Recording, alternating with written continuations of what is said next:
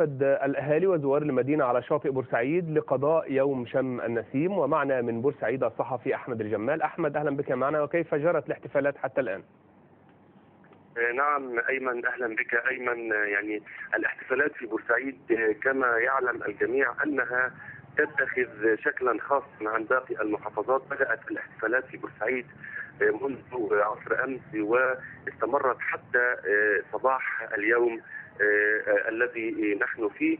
الاحتفالات بالامس كانت يعني سهرت بورسعيد ومناطق كثيره جدا، برغم يعني حزن البعض على ما حدث فيها من احداث، ولكن سهر الجميع حتى الساعات الاولى من صباح اليوم على انغام السيمفونيه، وانتشرت في مقاهي بورسعيد ندوات شعريه وامسيات شعريه لشعراء كبار وشباب في بورسعيد. اما في الصباح الباكر فقد تدفق الالاف من الاهالي ومن زوار المدينه الى شاطئ بورسعيد لقضاء يوم شم النسيم، وانطلقت اعداد كبيره من كل احياء المحافظه ومن زوارها، سواء في مجموعات شبابيه او اسريه، لحجز اماكنهم من الصباح الباكر في خيام او في البحر في بورسعيد من مؤجري الشماسي. وابناء المدينه يعني يحاولون الخروج من العبء النفسي الكبير الذي عاشوا فيه. واكد المسؤولون عن شاطئ بورسعيد ان معدات الانقاذ جاهزه مع مجموعه من الغطاسين، ويمرون على شاطئ بورسعيد على مدار اليوم، بالاضافه الى نقاط الاسعاف السياره منتشره على طول الشاطئ بخلاف المركز الثابت خلف مسجد الشاطئ.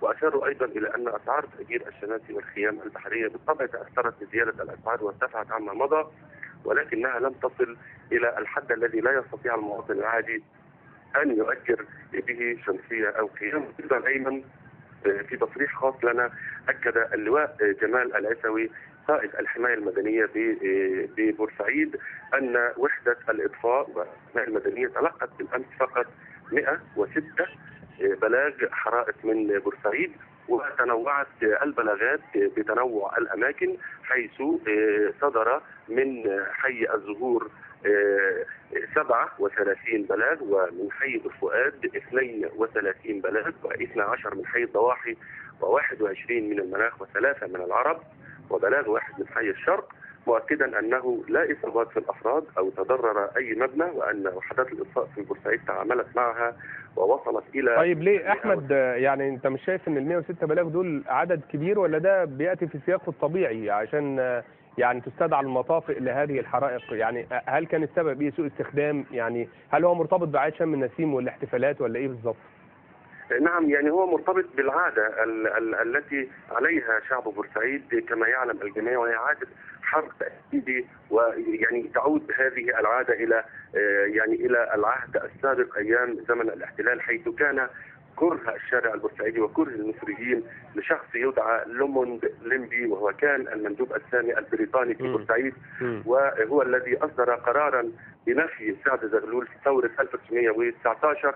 فيعني نال كره الشعب البورسعيدي وصنع له دمية كبيرة أحرقها، لدرجة أنه عند رحيله من ميناء بورسعيد رأى الدخان يتصاعد من حرق دميته.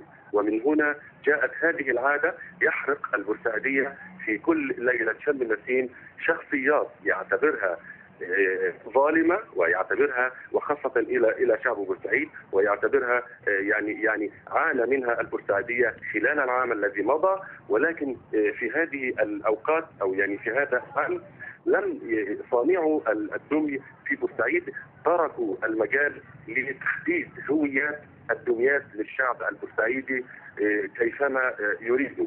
فالحريق في بورسعيد والحرائق في بورسعيد هي عاده. كان الشباب في السابق قبل الثوره يصنع دميه لشخصيه يعتبرها ظالمه، ولكن في هذه الاحيان لم يصنع كل الاحياء، لم يصنع شباب كل الاحياء الدميه، ولكنهم كانوا يحرقون اطارات، وبعد ان يسكبوا عليها اطارات سيارات فارغه، بعد ان يسكبوا عليها الكروسين. ولذلك كانت قوات الحمايه المدنيه تتحرك بسرعه الى البلاغ حتى لا يتضرر الاهالي من الدخان الاسود الذي يتصاعد من حرق اطارات السيارات الفارغه. شكرا جزيلا. الصحفي أحمد الجمال، كنت معنا من محافظة بورسعيد.